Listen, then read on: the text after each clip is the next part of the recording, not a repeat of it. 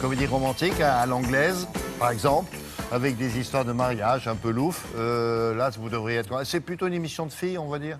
Alors, effectivement, on va dire que c'est une émission qui peut plus s'intéresser, en tout cas, plus faire rire les jeunes filles, les jeunes femmes que les garçons. Vous allez comprendre pourquoi.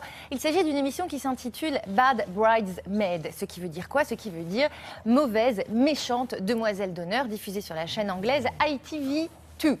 Alors, on parle ici d'enterrement de vie de jeune fille, on parle donc de week-end entre copines, on parle de lune de miel. Eh bien, pourquoi? Vous allez comprendre. Il se trouve que on suit une future mariée, donc heureuse de se marier, qui va enterrer sa vie de jeune fille avec ses amis proches. Seulement voilà, vous avez à la dernière minute une invitée de dernière minute que personne ne connaît, qui incarne l'amie bizarre, vieille amie de la famille et qui a une mission très précise. Quelle est la mission de cette invitée dernière minute? Je vous laisse le découvrir tout de suite en images. Attendez, oui, l'invitée de... c'est une vraie copine ou c'est une comédienne? C'est une comédienne. Et oui, on l'apprend, vous allez voir. The girls think they're being filmed for a documentary on hen weekends. In fact, they're unwittingly involved in an elaborate prank. What the girls don't know is that the bride is working with an undercover bridesmaid to win a luxury honeymoon. I'm feeling really nervous about meeting Francesca for the first time because I literally don't know what she's going to be like. But Becky needs to convince her mates that she's a friend of her mum's, who's joined the celebrations at the last minute. Remember, however bizarrely Francesca behaves, Becky has to go along with it if she's to win that honeymoon. It's amazing. Oh my God. So what is our fictitious bad bridesmaids cover story? Meet the monster we've created. Alors, elle est censée être l'amie de l'une d'entre elles. Oui, ben, surtout de la future mariée qui enterre donc sa vie de jeune fille. Elle est là avec ses amis. Donc elle est complice, la future mariée. Elle est complice, puisque ce qu'elle veut, c'est gagner une lune de miel. Qui était complice. Absolument. Donc vous avez la jeune mariée, future mariée, qui est un petit peu ennuyée. La cagole. Alors, sa complice qui arrive, qui est donc la comédienne, qu'elle rencontre également pour la première fois pendant ce fameux week-end. Elle est un petit peu excessive, on va dire, dans son look, dans sa façon de bouger un peu pouf.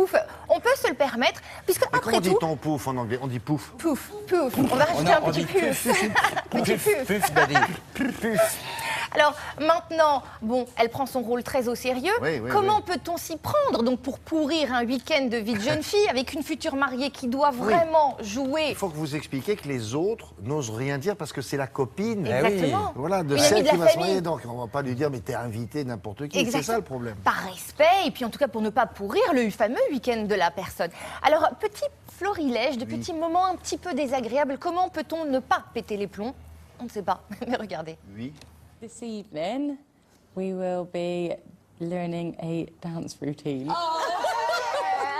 That's my best thing. I want your body, everybody wants your body, so let's check.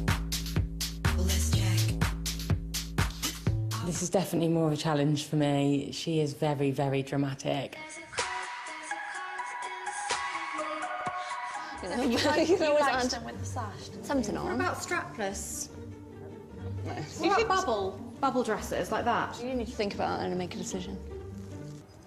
I think I prefer strapless with a bit of Cool. Nice one. I'm going to get changed. Nice one. I'd be honoured if you'd let me sing that for your first dance. Are you crying? She's crying. I didn't mean to... Are you okay? You have another good night last night? Yeah. Yeah, well, I was thinking I've actually really liked helping with the wedding planning, and so I was wondering, am I kind of your wedding planner now? Because it would look really good on my CV if I could just say I've done like wedding planning for you. Énorme, il n'y a que les Anglais. Hein, Elle ne doute de rien. À la tête des copines. Alors, évidemment, ce genre d'émission, ils en enregistrent une quinzaine. Parce que sinon, le truc est éventé pour la suivante. Merci beaucoup. Au revoir, messieurs, madame.